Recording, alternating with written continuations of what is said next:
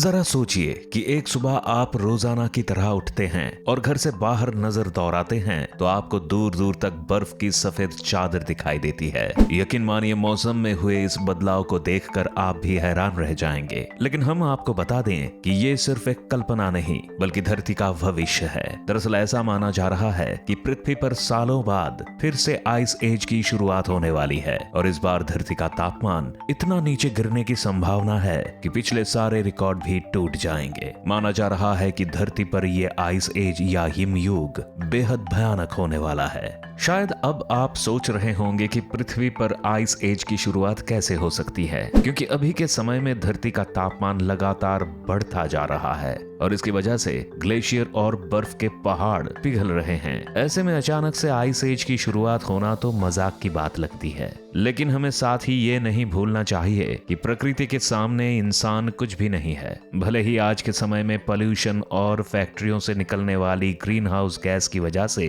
धरती का वायुमंडल गर्म हो गया है और इस वजह से पृथ्वी का तापमान भी बढ़ रहा है, लेकिन प्रकृति के पास इस बढ़ते हुए तापमान को घटाने की भी अद्भुत पावर्स हैं। दरअसल प्राचीन समय में भी धरती पर कई बार आइस एज आया है, जबकि उससे पहले भी पृथ्वी का तापमान बहुत गर्म हुआ करता था। वैज्ञानिकों की माने तो धरती पर मानव गतिविधियों की वजह से मौसम चक्र में लगातार बदलाव आ रहा है, जिसकी वजह से किसी साल बहुत ज्यादा गर्मी बढ़ जाती है तो कभी ठंड के पिछले सारे रिकॉर्ड तक टूट जाते हैं। मौसम में होने वाले इन बदलावों के बीच प्रकृति में धीरे धीरे परिवर्तन आ रहा है, जिसकी वजह से धरती पर कभी भी आइस एज की शुरुआत हो सकती है। हालांकि देखा जाए तो धरती और आइस एज का काफी पुराना रिश्ता रहा है। इस दौरान धरती पर बर्फ की चादर इतनी मोटी हो जाती है कि इस पूरे ग्रह पर हर तरह का जीवन भी नष्ट हो जाता है और पृथ्वी भी एक सफेद गोले में बदल जाती है। चौंकाने वाली बात तो ये है कि ये आइस एज एक दो नहीं बल्कि सैकड़ों साल तक ऐसे ही चलते रहता है। मगर जब आइस एज का अंत होता है तो बर्फ के पिघलने के बाद पृथ्वी पर फिर से एक नए जीवन चक्र की शुरुआत होती है। फिर से पेड़ बढ़ते हैं, जनजाति का विकास होता है और जीवन आगे चलने लगता है। वैसे ये बात तो सच है कि हम इंसान पृथ्वी पर पहली बार आइस एज को शुरू होते हुए देख सकेंगे, लेकिन इस बीच बड़ा सवाल ये है कि आखिर पृथ्वी पर हिमयुग यानी आइस एज की शुरुआत होगी कैसे। वैसे इस सवाल का जवाब जानने के लिए हमें पृथ्वी से बाहर सौरमंडल की सैर पर निकलना होगा, क्योंकि यहाँ आइस एज शुरू होने की सबूत आज भी मौजूद हैं, जो अक्सर ही सभी को चौंका कर रख देते हैं। दोस्तों, ये तो हम सभी जानते हैं कि सौरमंडल का केंद्रीय तारा सूर्य है, जिसके आसपास पृथ्वी सहित अन्य ग्रह भी चक्कर लगाते हैं। हमारी पृथ्वी जब सूरज का एक चक्कर पूरा करती है तो धरती पर नया साल शुरू होता है। पृथ्वी अपनी धुरी पर 23.4 डिग्री के एंगल में झुकी हुई है, जो गोल गोल घूमते हुए सूरज की परिक्रमा करती है और इस वजह से ही हम इंसानों को दिन और रात मिलता है, क्योंकि इस झुकाव के कारण ही पृथ्वी का आधा हिस्सा सूरज के नजदीक होता है जबकि आधा हिस्सा सूरज से काफी दूर होता है। यही वजह है कि दुनिया के अलग अलग देशों में मौसम में काफी परिवर्तन देखने को मिलता है। पृथ्वी का जो हिस्सा सूरज से ज्यादा दूर होता है वहां सर्दी पड़ती है, जबकि जो हिस्सा सूरज के ज्यादा करीब होता है वहां गर्मी होती है। यही नहीं, पृथ्वी पर होने वाला मौसम परिवर्तन भी पृथ्वी के चक्कर लगाने के तरीके पर ही निर्भर करता है। पृथ्वी की तरह ही सौरमंडल के दूसरे ग्रह भी अलग अलग तरीके से सूरज की परिक्रमा करते हैं। वैसे ये तो हम सभी जानते हैं कि सभी ग्रह गोल घूमते हुए सूरज का चक्कर लगाते हैं, लेकिन साथ ही हमारा पूरा सौरमंडल अंतरिक्ष में आगे की तरफ भी बढ़ रहा है। यानी सीधी भाषा में कहे तो हमारा ये सौरमंडल एक ही जगह पर नहीं है, बल्कि ये भी धीमी गति से अपने रास्ते पर आगे बढ़ रहा है। वैज्ञानिकों का मानना है कि सौरमंडल की इसी यात्रा के चलते धरती पर आइस एज की शुरुआत हो सकती है, जो कि धरती पर रहने वाले इंसानों के लिए भयावह स्थिति पैदा कर सकती है।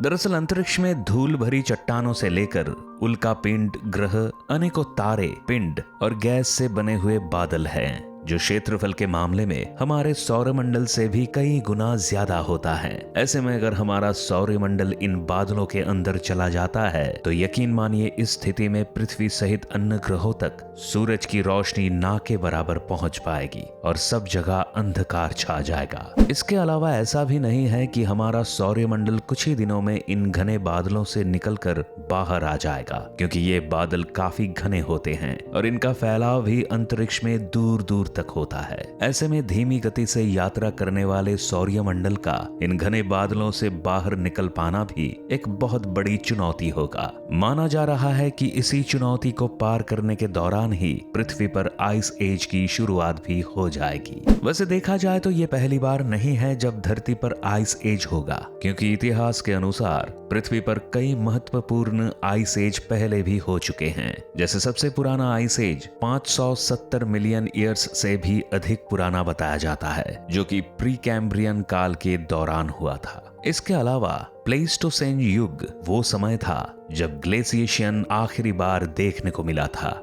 ये समय करीब 2.6 मिलियन से 11,700 साल पहले माना जाता है। हालांकि इस आइस एज को लेकर ये माना जाता है कि ये समय बहुत साल पहले खत्म हो गया था, लेकिन वहीं कुछ वैज्ञानिकों का अब भी यही कहना है कि ग्रीनलैंड और अंटार्कटिका पर अब भी बर्फ की चादरें होने का कारण यही है कि आइस एज फिलहाल अपने अंतिम चरण में है, लेकिन अभी खत्म नहीं हुआ है। वैसे बताया जाता है कि जब ये युग अपने चरम पर था तो लगभग हजारों सालों तक नॉर्दर्न इंडिया का बड़ा हिस्सा बर्फ की मोटी चादर से ढका हुआ था। प्लेइस्टोसिन युग के दौरान इस प्रक्रिया को कई बार देखा गया है। माना जाता है कि इन बर्फ की चादरों के हिलने और पिघलने से हजारों सालों में एक बार फिर ये स्थिति देखने को मिलेगी और धरती की जलवायु में भी परिवर्तन होगा। इसके अलावा इंटरग्लेशियल स्टेजेस वो समय है जिस दौरान धरती की जलवायु उतनी ही गर्म थी जितनी कि आज के समय में है। वैसे अगर आप भी ये सोचते हैं कि आइस एज में एकदम से हर तरफ बर्फ की परतें जम जाती हैं, तो शायद आप गलत हैं, क्योंकि ऐसा कहा जाता है कि समय के साथ आइस एज के छोटे छोटे पार्ट्स नजदीक आए। ये पार्ट्स लगातार आगे और पीछे हटने लगे और ऐसे इनका वो युग आया जो सबसे बड़ा और फाइनल स्टेज था। इसका सबसे ज्यादा प्रभाव नॉर्थ अमेरिका और अल्पाइन यूरोप में देखा गया था। इस दौरान लगभग 11,700 साल पहले दुनिया के बड़े बड़े ग्लेशियर सिकुड़ गए थे। आइस एज के इस सफर में आगे बढ़ते हुए अब हम जरा सबसे मेजर आइस एजेस के बारे में बात कर लेते हैं। दरअसल धरती के इतिहास में 5 प्रमुख आइस एजेस रहे हैं, जिन्हें ह्यूरोनियन, क्रायोजेनियन, एंडियन सहारान, कारू आइस एज और क्वाटरनरी आइस एज के नाम से जाना जाता है। तो चलिए सबसे पहले ह्यूरोनियन आइस एज की बात करते हैं। ह्यूरोनियन आइस एज आज से करीब 2.4 अरब साल पहले शुरू हुआ था और 2.1 अरब साल पहले ये खत्म हुआ। ये आइस एज पृथ्वी का पहला और सबसे लंबा आइस एज था। मतलब हम ये कह सकते हैं कि पहली बार पृथ्वी पर बर्फ जम रही थी। इससे पहले पृथ्वी पर काफी गर्मी थी और किसी कोने में बर्फ का नामो निशान नहीं था। लेकिन फिर अचानक से ऐसा क्या हुआ कि हमारी गर्म पृथ्वी आइस एज का शिकार हो गई। दरअसल जब ह्यूरोनियन आइस एज शुरू हुई तो पृथ्वी के वातावरण में केवल 0.02% ऑक्सीजन थी और बाकी मीथेन गैस थी। इसके अलावा सबसे खास बात यह है कि यहाँ सिर्फ यूनिसेलुलर जीव रहते थे, क्योंकि ये जीव बिना ऑक्सीजन के सांस लेने में सक्षम थे।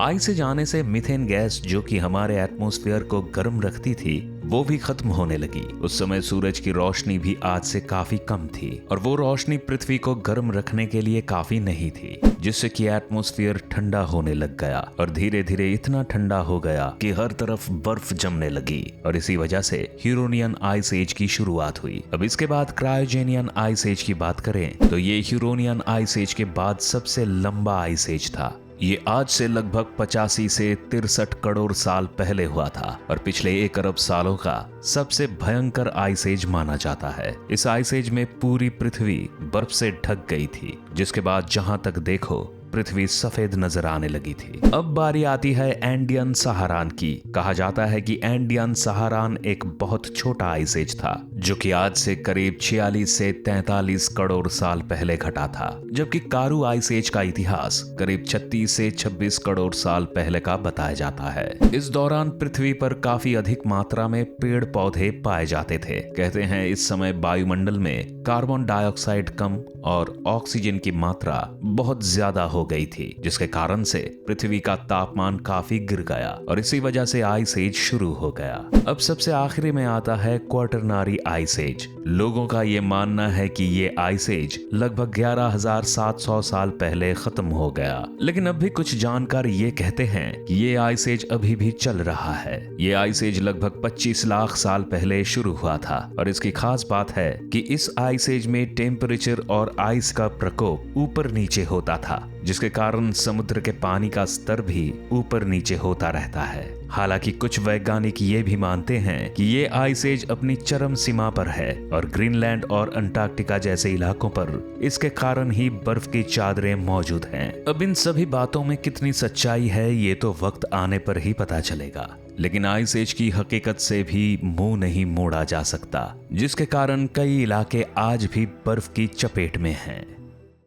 तो दोस्तों, अब तो आप समझ ही गए होंगे कि हम इंसानों के लिए बेहद घातक माने जाने वाले इन आइस एज की शुरुआत इस धरती पर कब और कैसे हुई। खैर, आपको ये वीडियो कैसा लगा आप हमें कमेंट करके जरूर बताइए। अगर आपको ये वीडियो इंटरेस्टिंग लगा तो प्लीज इस वीडियो को लाइक और सब्सक्राइब जरूर करें। इसके अलावा बेल आइकॉन दबाना भी ना भूलें ताकि हमारे आने वाले नए वीडियोस का नोटिफिकेशन सबसे पहले आपको मिल सके।